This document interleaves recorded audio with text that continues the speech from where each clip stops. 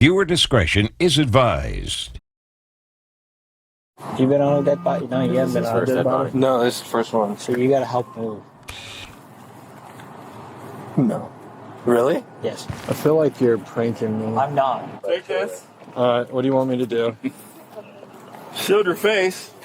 Shield. It looks like it's mostly gas. Go ahead and just pop all the blisters. Yes. You guys suck. We had to do that. Yeah. In Salt Lake City, Utah, on August 8, 2024, a routine police response to a deceased homeless male takes a disturbing and vile turn. What begins as a teaching moment for a new recruit quickly escalates, placing multiple officers under investigation for misconduct and igniting public outrage. Sure you're all right? Yeah, I'm Hey, fine. I mean, you gotta pop some bubbles. The following report is based on official police records, and most of the following footage has never been seen before until now. Just after 12:30 p.m., Field Training Officer Mark Keep and his trainee, Recruit Dakota Smiggle, join two other officers who have arrived on scene to confirm reports of a deceased adult male. I don't see anything.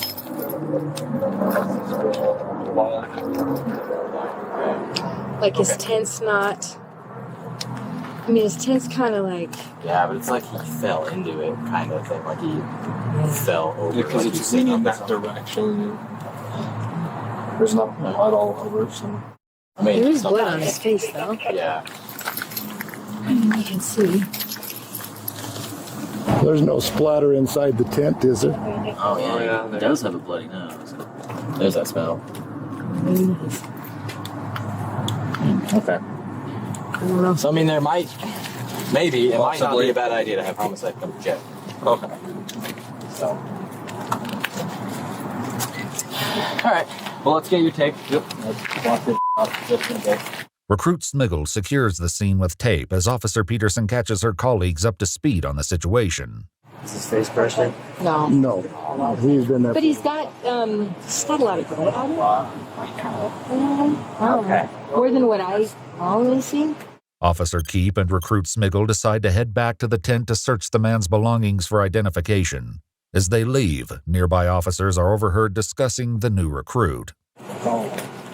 That's what we call it. Smeagol. They call him Gollum. His father-in-law is Captain Smart. Oh, really? Yeah, so we give him so much. So, not to mess with the body. Just try and get in his pockets or his bags. We don't touch the bags.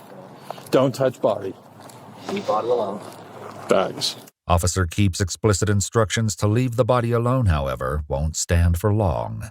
Among the man's belongings, they find 2 phone chargers, 1 phone, hygiene items, a plastic pen tube that Recruit Smiggle identifies as paraphernalia, and cash. No identification is found. Officer Mullinax, another field training officer, arrives at the scene and gathers additional details from the witness who first reported the body to the police. What's up, boss? What's up, man? How's it going? I'm alright. So, I was walking through, and some Polynesian dude waved me down over here. He was like halfway walking from that wall over here.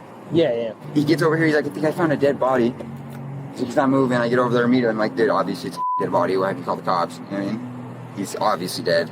And then I called you guys, stayed on the phone until the dude kind of grabbed the phone and left. And yeah. Okay. Yeah. Okay. I didn't touch nothing over there. I got you. That speaker that was there, you see that box? Yeah, I saw it, box. Yeah, that dude stole that. He took it. Yeah, it's real nice. That's It's a piece of awesome. move. Yeah. Piece of move, dude. That's I don't give a fuck. real It's a nice. dead person, man. Yeah, it's a dead person. No, I'm cool. It's sad. Well, I appreciate you Yeah. not Of course. leaving and actually calling. Of course. As their conversation continues in the shade, their discussion inadvertently foreshadows a later incident that will soon bring multiple officers under intense scrutiny. Oh yeah, I agree. Crazy, bro. I agree. It's pretty. It's low. It's real low. It's real low, man. Yeah. And also, I mean, you start taking stuff. Unfortunately, you start taking stuff from people who are deceased. You're starting to walk a line between desecration of a body, Exactly. which is It's not a pretty charge. it's pretty charged, but also, it's kind of just to be quite honest and fair, it's a piece of thing to do. It is. It is, dude. So, You don't do that. You don't do that. The situation takes a sudden turn when a bystander alerts police to a nearby building. After explaining there are multiple people inside, the police head over to investigate. Do you have the code? Well,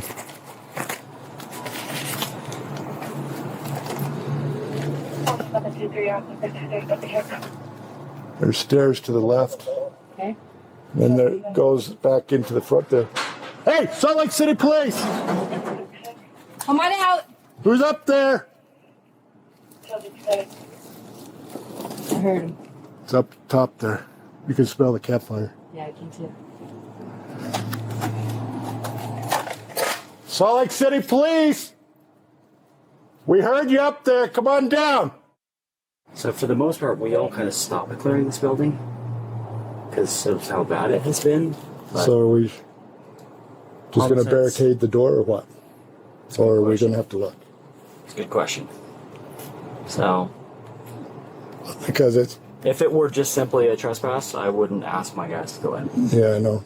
The only thing is, so homicide's not coming out for this. They're not. No, they're not. They said they won't. So that's kind of where I'm like, they push the issue and go in because Yeah, I mean, I guess it's up to you guys with stripes, but if it was me, I'd barricade the door. now he's saying if we could call in and see if anyone knows this guy, no one's in trouble. Well, we can't get anybody to answer, so, but we can do it again. Split. Hey, is there anybody up there that knows this guy in the tent?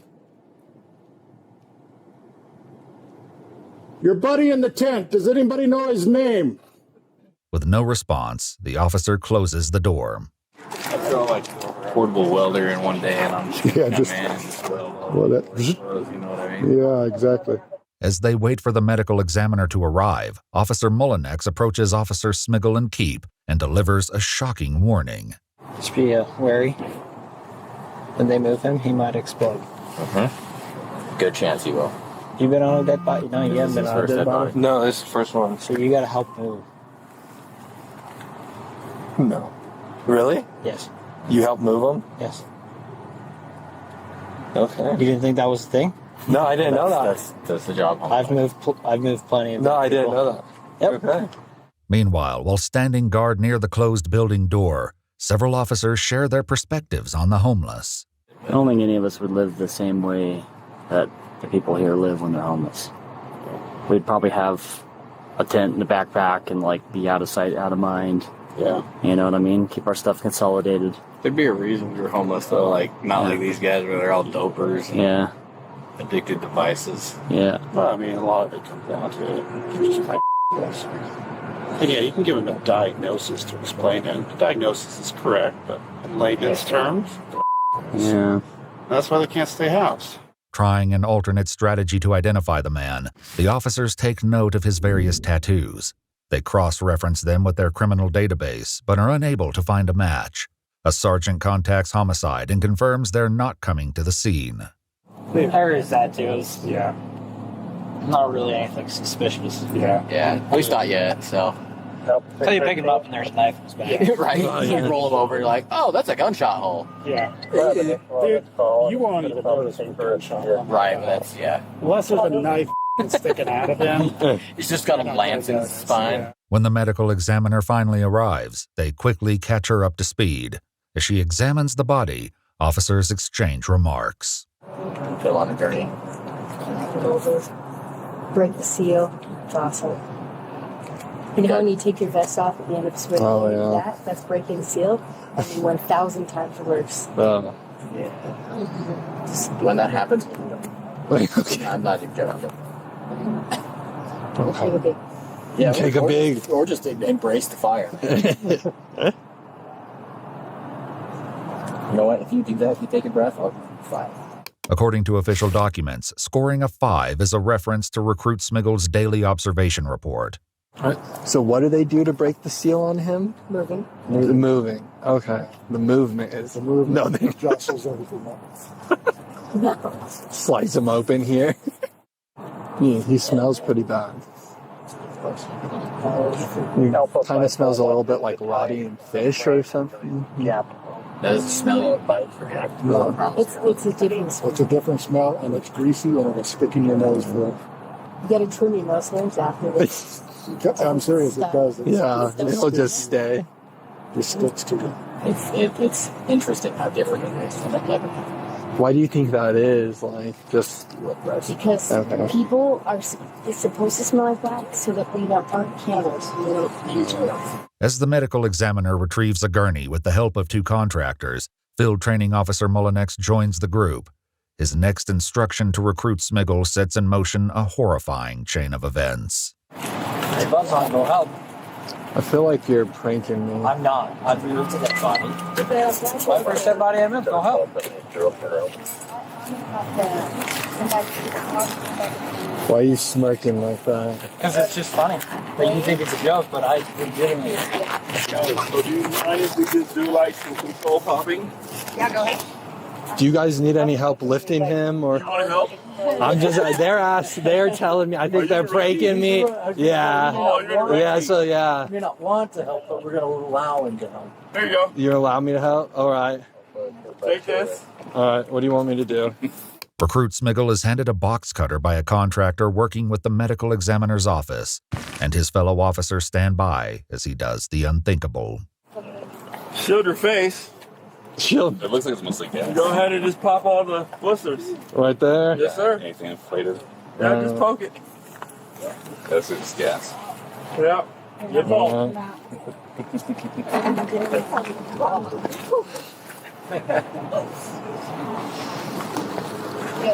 There you go. All right. Yeah. Aaron, do you want a sheet? Yep. What am I just with? Let me. What's up? You've done enough. You can give it. Oh, okay. Here you go. Yes. You guys suck. We had to do that. That's okay. I legitimately moved my first dead body. Really? I don't want him to stink though, so let's sit in the car with him. He comes in with me. Right now. Yeah, he's right now. Can I even listen to that's it? You smell it now, right? It's really bad now. Yeah. I'm surprised there was no liquid. I was too. It was gas. As the medical examiner moves the body to the gurney, Officers Peterson and Keep share their observations. You had to Isn't it weird that his clothes probably fit him at one time? Yeah, at some point he does probably. And you know, like the Hulk when he hulks up. Like that. Moments later, training officers Keep and Mullinex check in on recruit Smiggle. You okay? Yeah. Throw up? No. No, that's fine. Alright, just making sure. Have you cut his arm so his fluids leak? Yeah, It was you got gas. the blisters. Yeah. Gas blistering though. You wouldn't go touch the body. Like help him move. Pretty smart. Because they started giving me about it. They're like, oh yeah, so you're new. Yeah. So the reason I keep asking you if you're okay is the gut check, right? Like, because there's a lot of recruits who quit after they deal with bodies. That's fine. Sure you're all right? Yeah, I'm Hey, fine. I mean, you've got to pop some bubbles. Yeah, it was kind of interesting. You know, so. You're not going to out? No, I'm good. It's okay if you do. Yeah, I'm fine. He's being genuine with us. No, I know. Just want to make sure you're all right. I don't want you to pass out while we're driving or something, get lightheaded. You feeling Yep. good? Yeah, Okay. all good. You will have dreams about it. Okay. This Paul, yeah.